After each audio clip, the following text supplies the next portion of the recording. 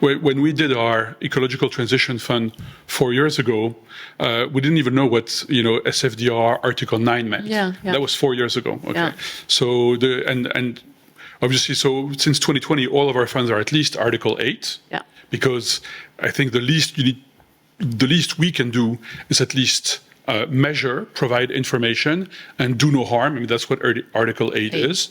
Do not add to the problem, and at least try to report, because what you can't measure, you can't improve. So it's a first step that we did in 2020, I think was our first Article 8 fund.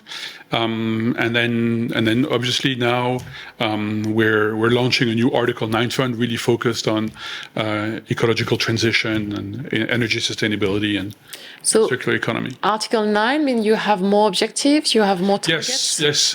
Article 8 is do no harm and report, which I think it's going to be hard going forward for our industry to be anything less than Article 8, to be honest.